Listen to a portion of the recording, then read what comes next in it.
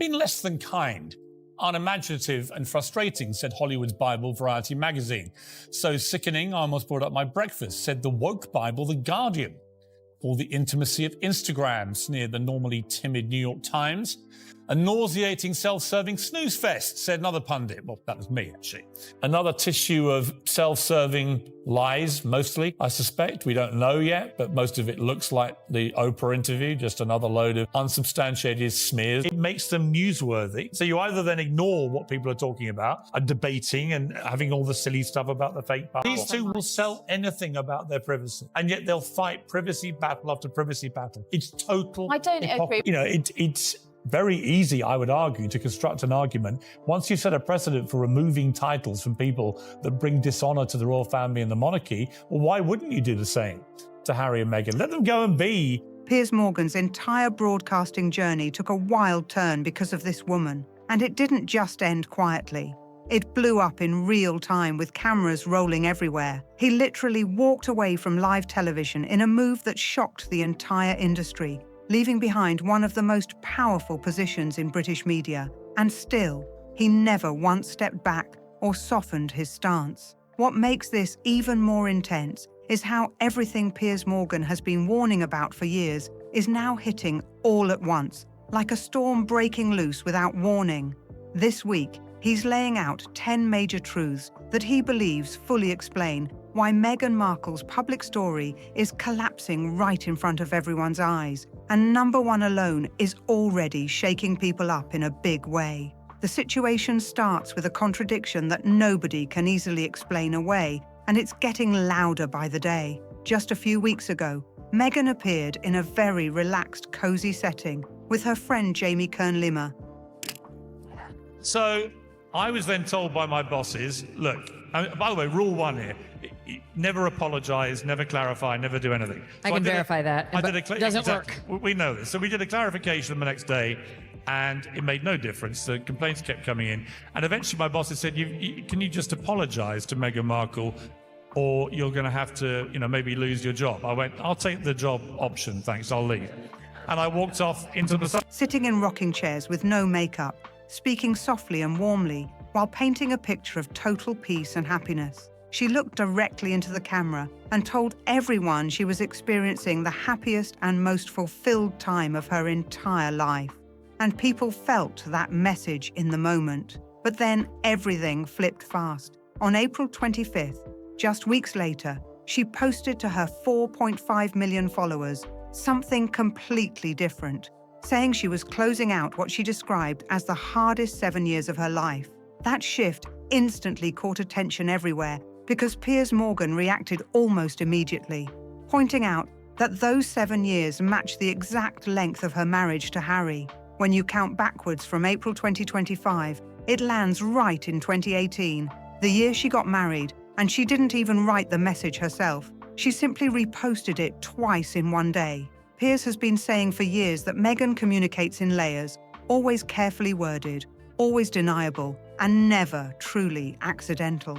And now it looks like she's sending mixed signals to the world, presenting happiness on one hand while hinting at deep personal struggle on the other, all while still wearing her wedding ring in full public view, which only adds more fuel to the debate. Then there's the astrologer moment that Piers Morgan says exposes even more about the world around her. The astrologer who connected to that post is a Las Vegas-based woman. Look what we've built. We've built a beautiful life, and we have 2 healthy, beautiful children. And, and I always think about it like the end of Super Mario Brothers, when you get to the final level, and what's the goal in Super Mario? They're like, slay the dragon, save the princess. I'm like, that's my husband. He's just out there, just constant, like he's just going to do whatever he can to make sure that our family is safe and protected and we're uplifted and still make time for date nights. Who openly describes herself as a ride-or-die astrologer for what she calls hot mess personalities. And she was extremely excited when Meghan reshared her content. In fact, she responded publicly with a message celebrating the attention, saying, "The Queen herself has been public proof of this transit. Here's to reigning again, capital Q, Queen." Piers Morgan has repeatedly pointed out that Meghan seems surrounded by people who constantly refer to her as royalty, even when she officially stepped away from royal duties in 2020. And this is where the contradiction gets even louder, because you can't fully step away from the crown while still leaning into the royal identity at the same time. According to Piers, this creates a constant tension between image and reality, and audiences are starting to notice the gap more clearly than ever before. It's a cycle where she is treated like royalty by her circle, yet also positioned as someone fighting against a system she already left. And that double narrative keeps colliding in public view. Now things shift again into the business side, where Serena Williams becomes part of a moment that quickly went viral for all the wrong reasons. Piers Morgan has never been subtle about Meghan's lifestyle brand, often saying it feels more like selling fantasy than delivering real value, and this week gave him even more material. Meghan launched a Mother's Day collection. Harry and Meghan, the dreariest couple in the history of planet Earth, famously abandoned their royal duties for a life of privacy. They left the Goldfish Bowl of Great Britain for the camouflage of California, remember? Famously sheltered from the evil British press. And since then, they've kept an incredibly low profile, as they vowed to. If you excuse the massive book deals, the Silicon Valley startups, the preaching videos about well-being, the podcasts, the speeches, and the major network interviews with everyone from Oprah Winfrey to James Corden. Featuring 64-pound candles inspired by her children's birthdays and 42-pound gourmet chocolates packed in a powder blue box. And she sent a PR package directly to Serena Williams, one of her closest celebrity allies. Serena posted the unboxing online, but things didn't go smoothly at all. The chocolates arrived completely smashed, and Serena openly admitted on camera that she doesn't even like chocolate, yet still tried them anyway, describing them awkwardly while smiling through the moment. Then she moved on to the candles, struggling to read the scent descriptions out, loud, stumbling over words like ginger and cashmere, and before admitting she couldn't pronounce parts of it. On another candle, she tried again, saying amber water lily, but again hesitated and laughed it off. She ended the video by saying, "Looks good. I love you, Meghan." And within hours, the clip spread everywhere online, turning into a viral talking point almost instantly. Piers Morgan's reaction to situations like this stays consistent every time. He argues that when your closest high-profile supporter can't clearly present your product, that's not just a bad marketing moment, it signals something deeper happening behind the scenes. And the numbers he points to are hard to ignore. Reports around her resale platform show only 8 items of clothing sold. On the Serena Williams, this is a very unfortunate post for Meghan. The opening of the As Ever product she sent, the Mother's Day gift. This is really unfortunate. I just got this in the mail from my friend Meghan. Oh boy. And her penmanship has always been amazing from like the 100 years I've seemed to have known her. She sent me a beautiful box of chocolates from her brand As Ever. Look at I should that. check it out. Oh, you gave her diarrhea. Chocolate. I debauched it. Oh, pause. Oh my God. Oh my God. Nice packaging, you fool. Throw out of their slots. They're stuck together. It's a mess. Ew, gross. And you know what? They look they look like laxatives. they look like. No, this Not is that a I know what disaster. laxatives look like. This is possibly the biggest disaster ever in what the an history of commerce. While some customers reportedly received candles missing essential components like wicks, and labels on early products were seen peeling off even before reaching buyers.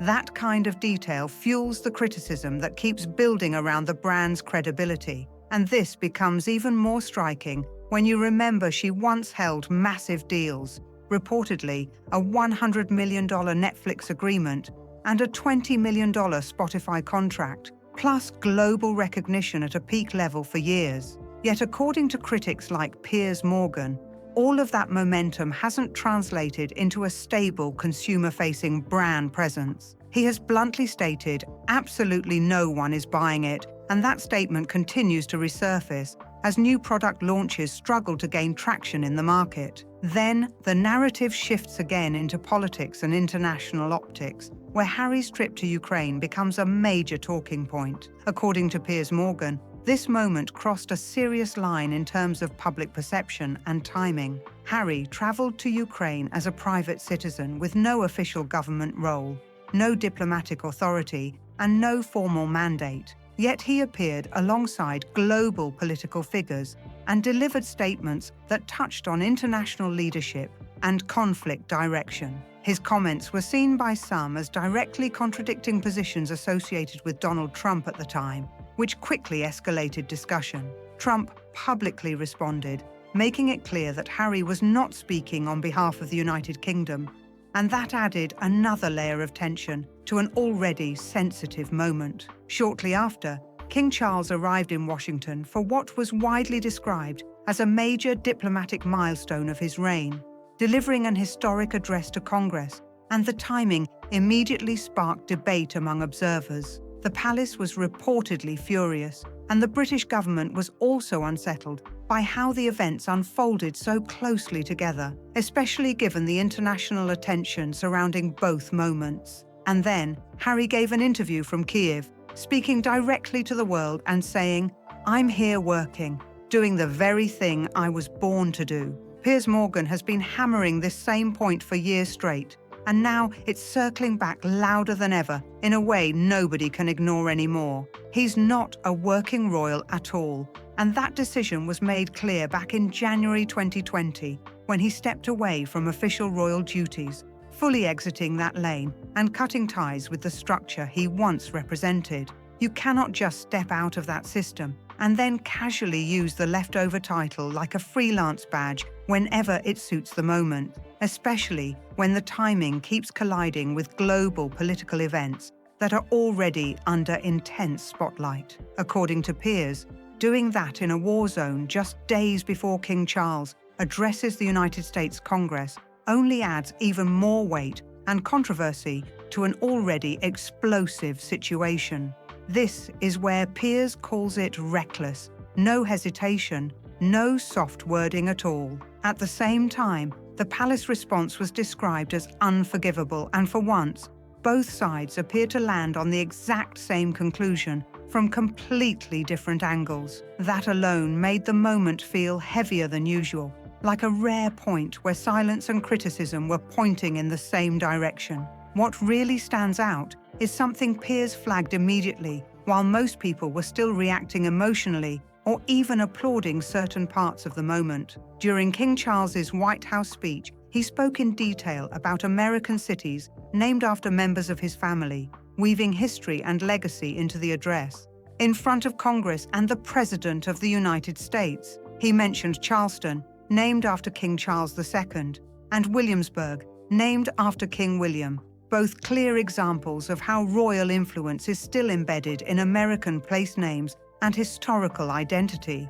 But what people immediately noticed after closer inspection was what wasn't mentioned at all. Harry's name was completely absent from that list. That silence became its own kind of statement, especially in a moment that was already so carefully staged and globally visible. A king standing on one of the most powerful political stages in the world, naming generations of family legacy tied to America, and still leaving out his own second son entirely. That detail hit harder the more people replayed it. Piers Morgan instantly called it what he believed it to be, a deliberate, public, unmistakable signal. Not something random, not something forgotten, but something that carried meaning through absence rather than presence.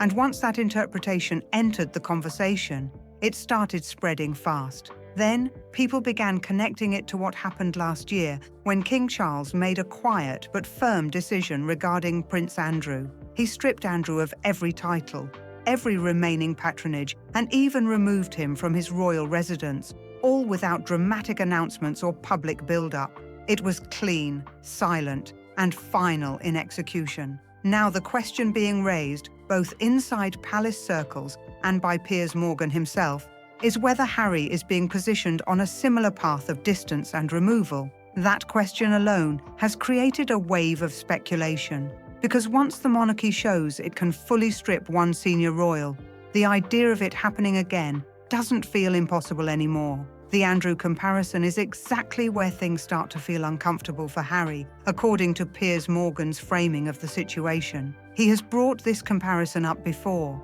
but after everything happening this week, it carries a very different kind of weight and tension. Prince Andrew's situation was one of the most damaging royal scandals in modern history, involving the Epstein connection, a major civil settlement reportedly in the millions, and a public fall from grace that shocked the entire United Kingdom. It reshaped how the royal institution handles internal crises and public pressure. But Piers points out something important. Andrew never publicly attacked the royal family in the way Harry has.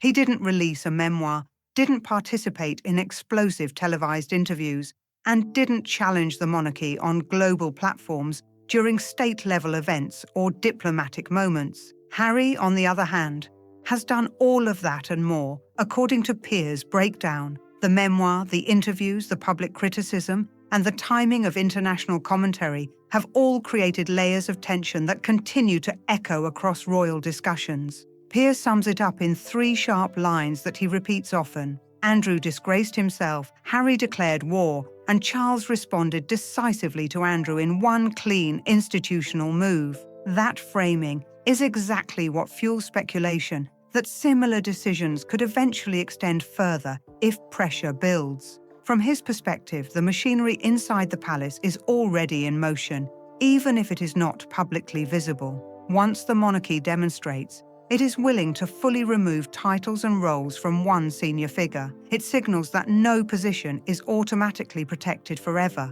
And Piers also points out that Harry has not exactly given any reason that would reduce that pressure or slow that perception down. Every major move, every public statement, and every international appearance seems to add another layer of complexity to the relationship between him and the institution he left behind. Then comes what Piers calls the most dangerous and quiet part of the entire situation, the visa time bomb that sits underneath everything else. This is where the story shifts away from royal drama and into legal territory that carries real consequences. The Heritage Foundation, a powerful conservative think tank based in Washington, has been actively involved in a federal court case pushing for access to Harry's US immigration records. Their argument connects directly to statements he made in his memoir, where he openly discussed past drug use, including cocaine, cannabis, psychedelic mushrooms,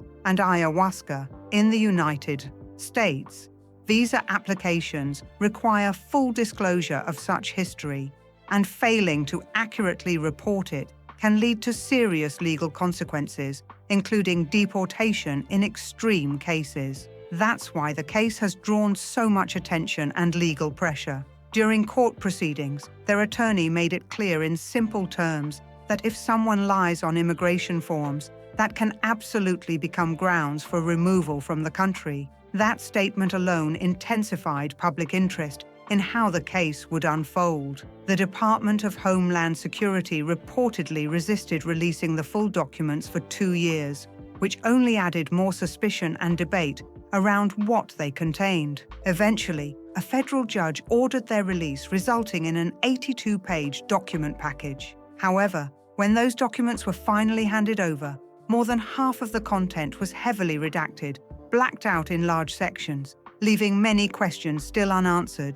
and fueling even more speculation about what was hidden inside. Piers commented on this situation very carefully on air, almost in a quieter tone than usual, suggesting that there may still be serious developments ahead that people are not fully seeing yet. From his perspective, under the current administration and with immigration enforcement structures in place, this case is not something that has reached its final stage at all. It is still active, still unfolding, and still very much open. And finally, Piers brings everything back to what he has always believed is the ultimate deciding factor in all of this: the money. Not titles, not public image battles, not interviews or speeches, but financial reality. In recent weeks, that financial picture has started to look tighter and more visible, and that shift is what he believes ultimately reveals the real direction of the entire situation. In Montecito, one of the most exclusive and expensive zip codes in all of America, where luxury isn't just normal, but expected every single day. The rules of money hit different, in a way most people don't even realize at first glance. When someone drops around $14 million on a house in that area, it's almost automatic that they'll pour another $7 to $8 million just to renovate it, reshape it, and elevate it to match the neighborhood standard that screams pure wealth at every corner. That's just how the game works there. No exceptions, no shortcuts, just constant upgrades and silent competition behind the gates. Harry and Meghan moved into their Montecito mansion exactly as they found it, a massive estate that had already been sitting untouched in any major modern upgrade sense for years, reportedly last refreshed by a Russian billionaire around 15 years prior. And in that world, details like that are not small. They are loud financial signals that everyone in that circle instantly understands without anyone needing to say a word. In Montecito, that isn't seen as simple living or humility like some might assume from the outside looking in. It actually becomes a quiet but powerful indicator of financial positioning, something neighbors, insiders, and real estate circles can read almost instantly like a coded message flashing through the gates of luxury living. And as discussions around their financial picture continue to circulate, people also point to reports suggesting the inheritance linked to Princess Diana is no longer visible in the way it once was publicly discussed. That detail alone adds more tension to the narrative, especially when combined with ongoing conversations about other financial sources tied to Harry, including reports of inheritance he reportedly received later in life, which some say also moved quickly through expenses tied to lifestyle, property upkeep, staffing, security, and the overall cost of maintaining their current level of public life. When you stack everything together, Netflix, Spotify, and other media ventures like As Ever and Invictus-related branding, it paints a very specific financial ecosystem that looks active on the surface, but under pressure underneath. And here's where things get even more intense, because none of those major income streams are reportedly performing at the level that was originally expected when the deals were first announced to the public. Not Netflix, not Spotify, and not even their broader brand ventures are consistently hitting the kind of momentum that would match their global attention and recognition. Financial experts who have followed this situation closely are now estimating, at least in discussions circulating around the industry, that they may have roughly 5 years before they face a serious financial reckoning that can't simply be managed through branding, media appearances, or lifestyle repositioning. That kind of projection changes everything in how people interpret their current moves, because it turns every public appearance, every brand launch, and every media deal into something far more scrutinized than before. Piers Morgan has never once tried to hide his stance on this part of the story. He has made it very clear that he does not express sympathy in the way some might expect, but he has repeatedly emphasized one thing over and over again. When the money begins to run dry, that is when the real story truly begins to reveal itself in full detail. And according to his perspective, that moment is not some distant future concept. It is already starting to unfold right now in real time. The narrative is shifting from public image and royal tension into something far more grounded in financial reality, where every decision carries weight and every project gets measured against actual performance instead of reputation alone. This leads directly into what Piers Morgan describes as the core truth he saw coming from the very beginning, long before most of the public fully engaged with the full scope of the story. This is the underlying layer he says sits beneath everything else that has happened since Meghan first sat down with Oprah Winfrey in that highly watched and heavily discussed interview that shifted global conversation overnight. Piers looked directly at the camera during that period and made a statement that instantly became one of the most controversial moments in his broadcasting career. He said, "I don't believe a word she says.